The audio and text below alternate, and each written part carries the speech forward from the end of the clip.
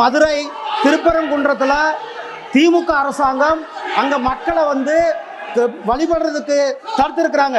High court judgement கொடுத்த பிறகு கூட ஹைகோர்ட்டினுடைய ஆர்டரை தமிழ்நாடு அரசாங்கமும் தமிழ்நாடுனுடைய காவல்துறையும் மதிக்காம அங்க போக இருந்த மக்களை தடுத்து நிறுத்தி இருக்கிறாங்க. அங்க அவர்களோட வழிபாட்டு உரிமை அதற்கு பிறகு மாண்புமிகு மதுரை உயர்நீதிமன்றத்தினுடைய பெஞ்ச் ஆர்டர் போட்ட பிறகு சிஎஸ்ஐ உதவியோட 50 சிஎஸ்ஐ கொண்டுட்டு போயிட்டு அவங்க தீபம் ஏற்ற சொன்னாங்க.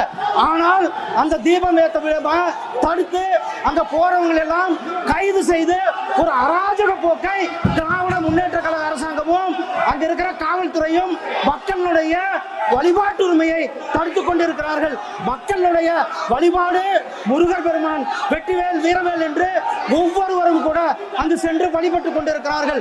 அந்த வழிபாட்டு உரிமை காலங்காலமாக இந்து மக்கள் அங்கு சென்று வழிபாடு செய்து கொண்டிருக்கிறார்கள். அவர்களுடைய வழிபாட்டு உரிமையை தடுப்பதற்கு திமுக அரசாங்கம் ஓட்டுக்காக, ஓட்டு வங்கி அரசியலுக்காக ஒரு சமுதாயத்தை, குறிப்பிட்ட ஒரு சமுதாயத்தை அவர்கள் தாஜா செய்ய வேண்டும் என்ற போக்கோடு அவர்கள் செயல்பட்டுக் கொண்டிருக்கிறார்கள். சார், இது திமுக அரசாங்கம் சட்டம் அங்கு சட்டம் ஒழுங்கு என்பது முழுமையாக சீர்குலைந்திருக்கிறது.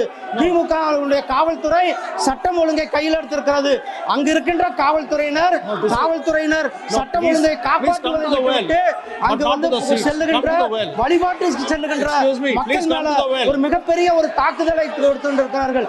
அங்கு சென்ற நேற்றைக்கு எங்களுடைய பாரதிய ஜனதா கட்சியினுடைய மாநில தலைவர் அவர் கைது செய்யப்பட்டிருக்கிறார்கள். அங்கு யார் திரு காடேஸ்வர சுப்பிரமணியம் கைது செய்யப்பட்டிருக்கிறார்கள். அங்கு யாரெல்லாம் செல்கிறார்களோ அவர்கள் எல்லாம் கைது செய்யப்படுவது ஜனநாயகத்தினுடைய குரலானது நசுக்கப்பட்டிருக்கிறது. மக்களுடைய வழிபாட்டு உரிமையை நசுக்கப்பட்டிருக்கிறது. இந்த திமுக அரசாங்கம் அவர்கள் அரசியலுக்காக இத்தனையும் செய்து கொண்டிருக்கிறார்கள். உயர்நீதிமன்றத்தினுடைய தீர்ப்பு என்னவோ அந்த தீர்ப்பை அவர்கள் நடைமுறைப்படுத்த வேண்டும். தீர்ப்பை நடைமுறைப்படுத்துவதற்கு தயாராக இருக்க வேண்டும். ஜுடிஷியரி மேல நம்பிக்கை இருக்கிறதா இல்லையா? மாண்புமிகு மதுரை உயர்நீதிமன்றம் 2 ஜட்ஜு சொன்ன பிறகும் கூட அவர்கள் அங்கு மக்களை செல்வதற்கு அனுமதிக்கவில்லை. திமுக அரசாங்கமாகட்டும், திமுகவுடைய காவல்துறை, போலீஸ் ஆனது திமுகவுடைய முழுமையான கட்டுப்பாட்டில் இருந்து கொண்டிருக்கிறது. ஒவ்வொருவரும் சுதந்திரமாக சென்று வழிபடுவதற்கான அடிப்படை உரிமை இருக்கிறது.